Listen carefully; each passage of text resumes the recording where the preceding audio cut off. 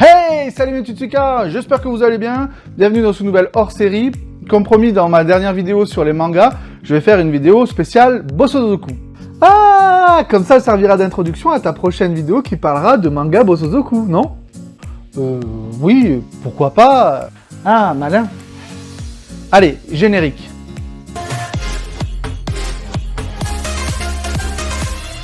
GTO, Flic à Tokyo et bien d'autres badass au grand cœur sont d'anciens Bosozoku. Parfois appelé Zoku, c'est une figure emblématique de la délinquance juvénile japonaise.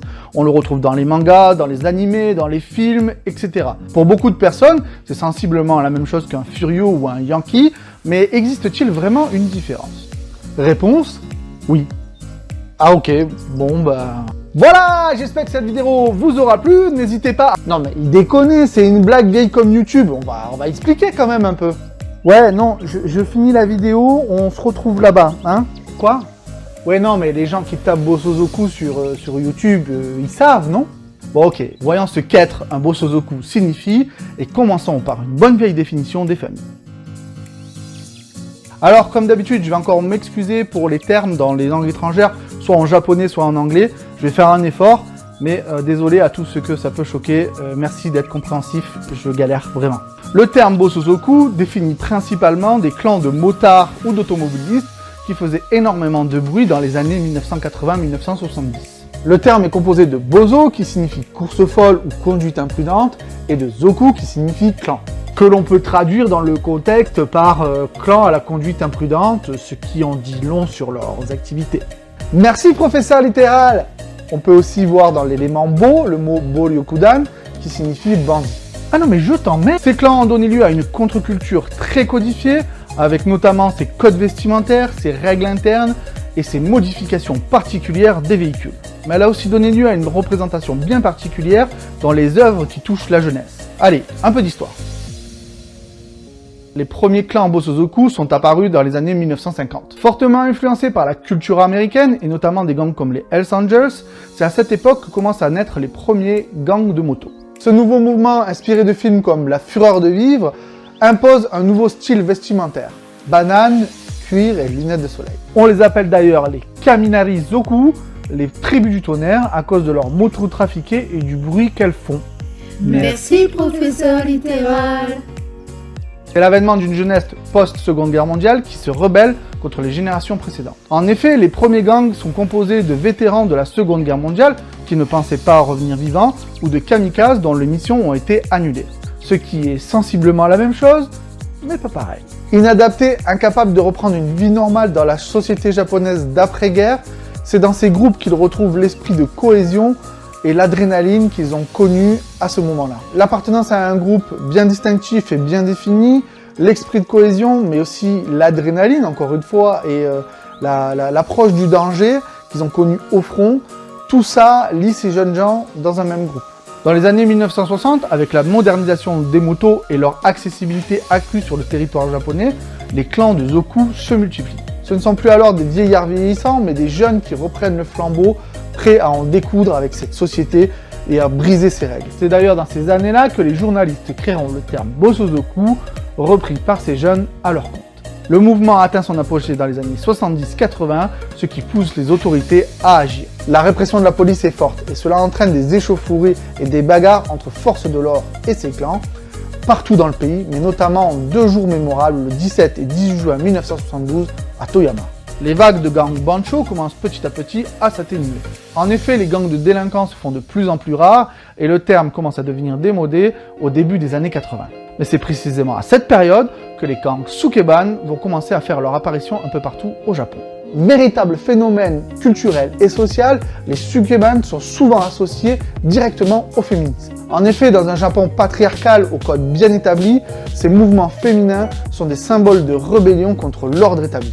Elles véhiculent au moins un temps un vent de liberté et d'émancipation de la femme au sein de la société japonaise très sexiste et qui apporte peu de place au rôle des femmes. La fin des années 80 marquera doucement le déclin de ces clans. La crise économique de 1990 jouera un rôle important dans la fin de ces clans. Le revenu des foyers baisse et le travail est très difficile à trouver à cette époque. Les jeunes n'ont plus les moyens de s'acheter des motos, des accessoires ou encore les tenues des clans. Les années 2000 marqueront quant à elles la désuétude de ce mode de vie. En 2004, une loi permettra à la police d'arrêter les délinquants et de les mener devant la justice, alors qu'avant ils étaient juste réprimandés. Cette loi va tuer le phénomène Bosozoku. Des caméras embarquées dans les véhicules permettront aux policiers de filmer les délinquants sans avoir à intervenir de suite et après les arrêter bien plus tard. Ce qui mettra définitivement fin au sentiment de liberté et d'impunité qu'avaient ces Zoku en échappant à la police. Après cela, il est évident que les heures de gloire du Bosozoku sont terminées. Mais il n'en reste pas moins un souvenir plaisant dans beaucoup de mémoires. Vraiment, il est à noter que ces dernières années, des trentenaires voire plus, empreints de ces souvenirs de leur passé glorieux, remontent des clans et sillonnent les rues. Ce sont les Kyushakai. Et oui, la création des Kyushakai, qui contrairement aux Bosozoku, sont composés d'adultes, mais qui gardent cette culture avec ses codes et son style bien particulier. C'est assez récent, et la différence fondamentale, c'est qu'ils œuvrent dans un cadre légal et respectent les lois. Ils ont perdu cet esprit de rébellion, mais ils gardent quand même les codes de cette culture. Ils veulent juste retrouver cet esprit de liberté et de camaraderie qu'ils ont connu étant jeunes, tout en restant des citoyens respectueux des lois. Bosozoku, Yankee et Furio. Ce sont des termes que vous avez dû entendre dans des œuvres traitant de jeunes délinquants au Japon. Le terme Yankee, beaucoup utilisé dans les années 1980 et 90, sert à désigner un jeune délinquant au tempérament bagarreur et au code vestimentaire bien particulier. Vous l'avez certainement vu dans ma vidéo de mes 5 mangas Furio préférés. Si vous ne l'avez pas vu, je vous invite à aller la voir maintenant. Le terme Furio est composé de Fu négatif et de Ryo bon, donc en gros le contraire de bon ou le négatif de bon. C'est un terme générique qu'on utilise au Japon pour désigner des délinquants ou des voyous ou encore des jeunes de mauvaise fréquentation. Mais le terme Bosozoku, lui, est bien spécifique. Déjà, c'est un mineur qui fait partie d'un gang de motards. Ainsi, un Yankee peut être un Bosozoku ou un Furio, et les Bosozoku, c'est bien plus spécifique, et certains Yankees n'aiment pas qu'on les prenne pour ceux qui ne sont pas. Les gangs de Bosozoku abordent des signes distinctifs bien particuliers qui permettent au premier coup d'œil de savoir qui ils sont et à quel clan ils font partie. Traditionnellement vêtus de tokofuku, fuku signifiant en gros vêtements, et toko étant les kanji que portaient les kamikazes qui signifiaient attaque spéciale lors de la Seconde Guerre mondiale. Donc en gros ça veut dire vêtements d'attaque spéciale, en gros. Bon, après quelques recherches, et malgré le fait que les premiers Zoku aient été des kamikazes, il semblerait que le tokofuku ne vienne pas des kamikazes, mais des vestes militaires portées par des patriotes nippons dans les années 1970. Ce qui pourrait expliquer les slogans nationalistes et la présence du drapeau impérial sur les tokofuku que portent les Bosozoku et sur leurs véhicules. Les tokofuku sont souvent bardés de kanji qui indiquent le nom du clan, le nom de celui qui le porte, sa position dans le clan, et plein de slogans qui font écho à la mentalité de ces jeunes. Ils portent avec eux des valeurs fortes comme l'honneur, le courage, la loyauté et le respect. Beaucoup ont vu en eux l'esprit de l'ancien Japon, le Yamato Damashi, mot qui désigne un ensemble de valeurs spirituelles et culturelles qui fait figure de code moral, ainsi que le Hakagure, le code du samouraï. Et beaucoup de Bosozoku s'en revendiquent, en adaptant bien sûr certaines pratiques. L'uniforme va bien souvent de pair avec le hashimaki, c'est un bandeau que l'on porte et sur lequel sont inscrits des slogans de combat. Parfois, ils portent des lunettes rondes, des boucles d'oreilles pendantes ou encore des masques chirurgicaux. Les tokofuku sont parfois portés ouverts afin de révéler un torse bandé et sont accompagnés de pantalons amples et de bottes militaires. La coiffure est toujours stylée ou extravagante. Dans le temps, c'était une banane de rocker comme Onizuka dans Shonan Junaigumi. Maintenant, les coiffures sont plus dans l'air du temps, comme dans Tokyo Manjikai par exemple. Pour faire partie d'un clan, il fallait montrer qu'on n'avait pas peur de la mort, et bien souvent cela se traduisait par de courses folles à travers la ville sur des motos trafiquées. Et parfois très dangereuses, en slalomant à travers le trafic, en brûlant des feux rouges et sans porter de casque. Encore une fois, en dépit de cette rébellion apparente, il faut savoir que ces gangs avaient une hiérarchie et des codes très stricts. Par exemple, lorsque beaucoup de motos sont impliquées, celui qui ouvre la marche est le Santosha, le leader.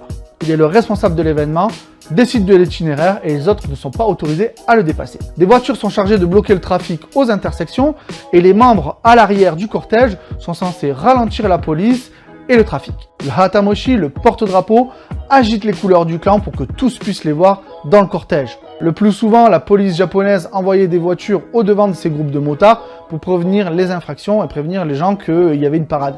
En plus de la tenue, ce qui est important pour les Zoku, c'est le style et l'attitude.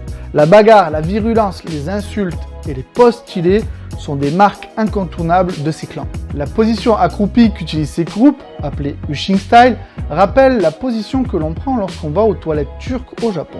Ushing Style, le message est clair, je chie sur le monde. Mais bien souvent, dans la réalité, sous cette apparence menaçante se cachent des jeunes perdus, sans repères, qui se rebellent contre cette société hyper réglementée et qui profitent de cette jeunesse le temps de leur adolescence. Il n'est pas rare que les Bosozoku arborent des slogans empreints de mélancolie et de tristesse qui reflètent cet état d'esprit. On les voit souvent porter des haïkus ou encore des phrases philosophiques telles que « pas le temps d'attendre, il me faut vivre ». Bien entendu, plus que l'uniforme, c'est sa moto qui fait que le Zoku n'est pas un Yankee comme les autres. Bien souvent, ce sont des 250 à 400 cm3, à cause du permis japonais, des assurances et des taxes qui leur permettent d'avoir que ce type de moto. Ce qui fait une moto Zoku, ce n'est pas sa cylindrée, mais bien son aspect et son bruit. D'ailleurs, bien souvent, chaque clan a un style qui lui est propre. Bon ok, la vitesse et les courses, comme le nom l'indique, sont importants, mais ce qui compte vraiment chez ces groupes, c'est la classe. Recouverte d'autocollants et d'écritures, voire de slogans et de drapeaux aux couleurs du clan, elle porte les valeurs de ce dernier. Peinte en couleur flashy, avec un pot trafiqué ou un klaxon spécial, les customisations vont jusqu'à l'extravagance qui n'existe que chez eux. Guidon au custom, saute-vent à l'avant, double selle en hauteur juste pour le visuel, recouverte de lumière ou de drapeau du clan, c'est un style qui n'existe que chez eux. Ah, et j'oubliais la traditionnelle plaque d'immatriculation légèrement recourbée pour rendre l'identification du véhicule plus difficile. Esteban Oriol, photographe mondialement reconnu et un des seuls à avoir pu effectuer un reportage sur les Bosozoku. Il les a accompagnés partout, notamment pendant les parades ou pendant les poursuites policières, et il dira de ces groupes-là, je cite, « La moto de chacun avait son propre style et personnalisation, mais elle était aussi représentative de l'ensemble du groupe. Elles ont toutes été stylisées selon leur goût et leur budget. Certaines étaient vraiment folles et bien définies pour en faire des Bosozoku Honda par exemple, totalement uniques. A contrario, certaines, et notamment celles des adolescents, étaient moins personnalisées. Mais malgré les différences, tous les membres étaient considérés comme des Bosozoku à part entière. Alors le Bosozoku, c'est un méchant? Si on en reste à la surface et qu'on ne gratte pas en profondeur, la réponse est oui. La société japonaise, extrêmement codifiée, les considère encore aujourd'hui comme de véritables nuisances et des jeunes gens complètement perdus. Mais si on les écoute et que l'on considère leur point de vue, les Bosozoku se voient eux comme dépositaires de l'esprit des samouraïs. Empreints de liberté, ils tentent de lutter contre cette société, au moins le temps de leur jeunesse, qui leur a déjà assigné des rôles aseptisés qu'ils ne veulent pas. Et comme pour tout groupe ou pour tout humain, rien n'est tout noir ou tout blanc, mais bien souvent nuancé de gris. Depuis l'extérieur de ces groupes, ou sans chercher à les comprendre ou à les étudier, on pourrait croire qu'il y a une anarchie qui règne et qu'ils sont sur la route au mépris des règles et des codes et qu'ils sont comme ça tout le temps. Mais si on les observe bien, on se rend compte qu'ils font partie de groupes extrêmement hiérarchisés, avec des codes, des règles, des tenues vestimentaires, mais également un respect des anciens et des hiérarchies du clan. Ce qui est assez paradoxal quand on y pense, vu que la rébellion flagrante des Zoku contre la culture du conformisme japonais suscite l'indignation des foules conservatrices. Alors que finalement, si on les observe bien, ils ne font que reproduire de façon extravagante ces codes. Longtemps considérés comme des voyous, violents et mal éduqués, cette image ne correspond pas totalement à des gens qui se revendiquent du code des samouraïs. Si on se penche vraiment sur les méfaits des Bosozoku, on se rend compte que ce qui leur est énormément reproché, c'est de faire beaucoup de bruit avec leurs pots trafiqués et leurs motos pétaradantes, ou alors encore de faire des parades en ville plutôt que de véritables crimes. Les guerres des gangs, lorsqu'elles existent, sont bien souvent régies par des règles et les Bosozoku ne s'attaquent pas aux personnes lambda. Ce sont bien souvent des batailles rangées qui ne concernent que les membres du clan. Même s'ils veulent impressionner et faire peur, ils ne s'en prennent pas aux gens normaux. Alors pourquoi une telle chasse aux Zoku? Dans les années 1970, à l'apogée de ces clans, les médias, journaux et télé se sont mis à couvrir les méfaits de ces jeunes délinquants. Comme aujourd'hui, les titres racoleurs et les articles effrayants font bien plus vendre que le reste. On y décrit dans ces articles des jeunes criminels, violents et inadaptés à cette société qui la rejettent et qui luttent contre elle dans une forme de rébellion. Aujourd'hui, on dirait que ce sont des preuves de pathologie sociétale du modèle japonais, mais à l'époque, on préfère ignorer ça et le cacher sous la violence apparente de ces groupes. Entre 1986 et 2011, les deux plus gros quotidiens du pays titrent plus de 6000 articles contenant le terme Bosozoku. Ça fait à peu près 4 ou 5 par semaine. La violence fait vendre, et cette marteau-thérapie a certainement convaincu le public de la violence de ces gangs. Dans les articles, on a aussi beaucoup fait de rapprochements entre eux et les Yakuza par exemple. Je ferai un hors-série sur les Yakuza quand j'aurai le temps, promis. Et il est vrai qu'on retrouve beaucoup d'anciens Zoku ou Furio dans leur rang, car c'est le profil recherché pour venir grossir les rangs des Yakuza. La violence et leur comportement seraient des causes évidentes si on se contente de rester à la surface. C'est bien plus complexe que cela, mais on peut aussi voir que les Bosozoku et les Yakuza sont le reflet des problèmes de la société japonaise et viennent bien souvent d'un même milieu. Des jeunes issus de milieux pauvres qui ont été élevés dans des familles brisées ou qui ont été maltraités. Les travails et postes importants sont souvent réservés aux jeunes sortant de grandes écoles. Ces grandes écoles sont elles-mêmes accessibles uniquement avec un certain niveau social, avec une certaine aisance financière, ce qui est malheureusement pas le cas de ces jeunes qui n'ont pas accès à ces écoles et qui bien souvent sont relégués à des postes et à des travaux de moindre importance, ce qui fait qu'ils ont moins de chances de s'en sortir. Il y a aussi un mépris et un rejet complet de cette jeunesse rebelle par la société japonaise qui les pousse à un moment ou à un autre vers ces organisations en marge de la société qui, eux, les acceptent à bras ouverts.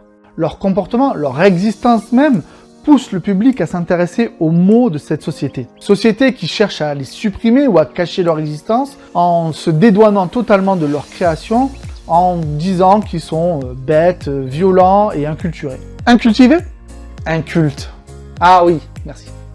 Non mais je répondais pas à ton interrogation. Non, plus sérieusement, les mouvements Bosozoku sont extrêmement rares au Japon actuellement, même s'il y a un regain d'activité par les anciens qui remontent de clans dans le respect des lois. L'ère du numérique, Big Brother, les technologies policières, mais aussi l'ère du temps, auront fait disparaître petit à petit cette particularité nippone qui n'appartient qu'à elle.